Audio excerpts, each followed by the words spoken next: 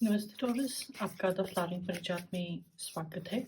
ये आपकी 15 जनवरी से लेके 28 जनवरी तक की जनरल टैरो रीडिंग्स हैं, जहां हम फोर्टनाइट की एनर्जी, आपके सामने आने वाले चैलेंजेस और आउटलुक को देखेंगे। और अपने चैलेंज को फेस करने के लिए हम एक मंत्रा और एक एक्शन का कार्ड भी निकालेंगे। तो पहली नज़र में ही आपके पास दो दो 10 कार्ड्स हैं। कहीं कुछ कंप्लीट हो रहा है, कोई बुरी सिचुएशन ख़त्म हो रही है, एक अच्छी बिगनिंग आ रही है, और कोई ऐसा टाइम शुरू होने वाला है जहां आप अपने ऊपर, अपने गोल्स के ऊपर फोकस कर सकते हैं। शुरू करते हैं आपकी फोर्टनाइट की एनर्जी से, जहां कार्ड आए हैं 10 ऑफ सोड्स। तो कोई ना कोई सिचुएशन, प्रोजेक्ट या रिलेशनशिप ख़त्म हो रहा है। ये कोई भी एग्जिस्टिंग प्रोजेक्ट या रिलेशनशिप हो सकता है जिसको आपने बचाने की काफ़ी कोशिश की हो, या आप उसकी सक्सेस में काफ़ी इन्वेस्टेड हो, पर जो चीज़ें हैं आपके हिसाब से या आपके फेवर में नहीं जा रही। तो उस चीज़ के ड्रैग ऑन होने की जगह वो ख़त्म हो जाए, आपका टाइम, रिसोर्सेज, आपकी जो मेंटल फैकल्टीज़ हैं वो फ्री हो जाए, वो अच्छी बात है। आपके चैलेंज में कार्ड आया है 4 ऑफ सोड्स।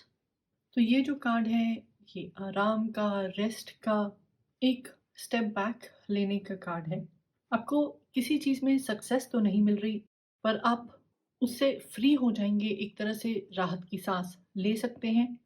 मगर आपका ये चैलेंज रहेगा कि आप अब इतनी लड़ाई के बाद या इस रिज़ल्ट के बाद ये कैसे एक्सेप्ट करें कि आपकी बॉडी को, आपकी माइंड को एक ब्रेक चाहिए, ताकि वो थोड़ा-सा रिवाइव हो जाए। जो भी सिचुएशन है, अगला स्टेप है, वहाँ सँभाल ले, या जहाँ फ़ोकस की ज़रूरत है, आप इस ब्रेक के बाद वहाँ फ़ोकस कर पाएँ।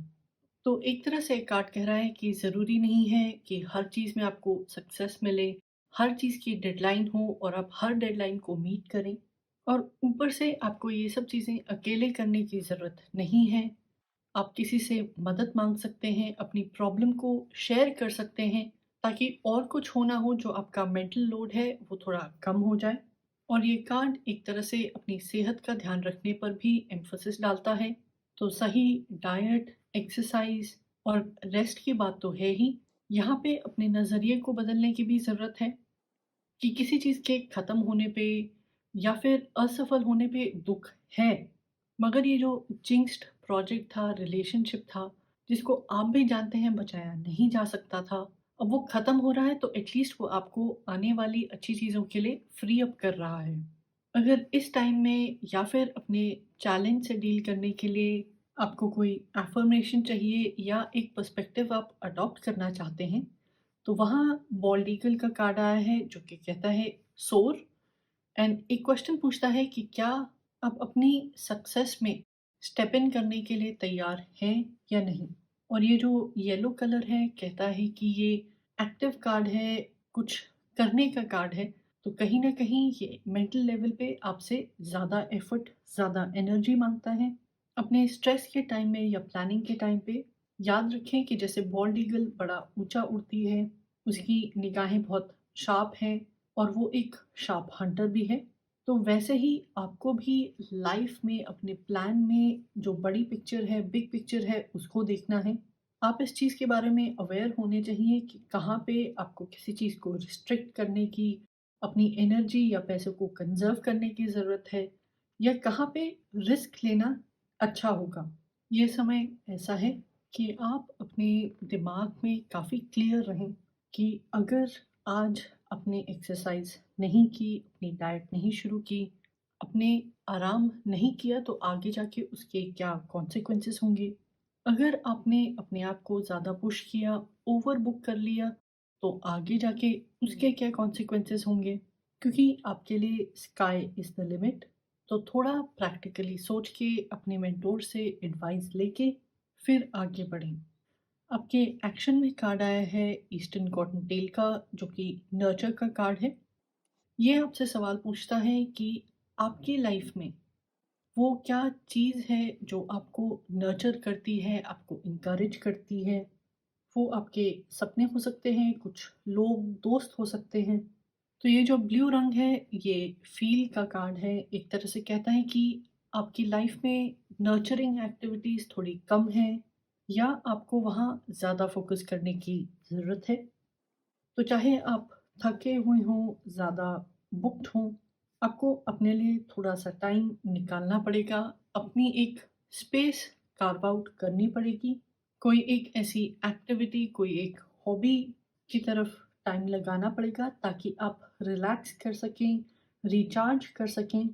और जो भी ये एक्टिविटी है या फिर आप अपनी रिलैक्सेशन के लिए टाइम निकाल रहे हैं, वो टाइम सिर्फ़ आपका होना चाहिए, किसी और को खुश करने के लिए या फिर एक गोल की तरफ ओरिएंटेड नहीं होना चाहिए।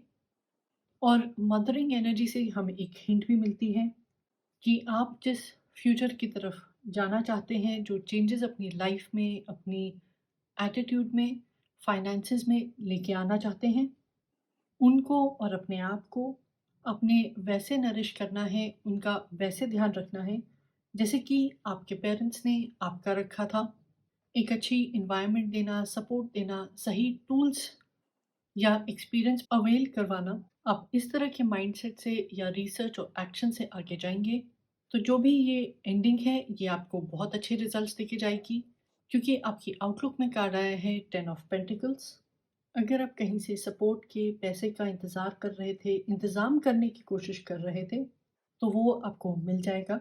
और ऐसा नहीं होगा कि सिर्फ़ लॉस रुकेगा, एक तरह की पॉज़िटिव प्रोग्रेस भी आपको देखने को मिल सकती है। शायद किसी गाइड का टाइम या कनेक्शन फ्री अप हो सकता है। आप अपने नए प्रोजेक्ट में इमोशनल या फिज़िकल लेवल पे ज़्यादा इन्वेस्ट कर पाएँगे, ज़्यादा उसको परस्यू कर पाएँगे।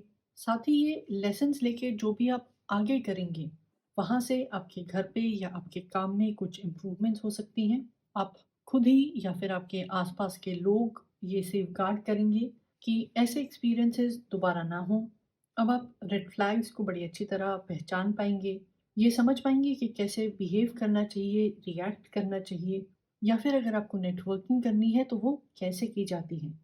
आपको अपने सीनियर्स के साथ टाइम बिताने को मिल जाएगा, जिनकी एडवाइस से आप फाइनली अपने हिसाब से या अपनी वैल्यूज़ के साथ कुछ नया, कुछ अच्छा क्रिएट कर पाएँगे, कंप्लीट कर पाएँगे।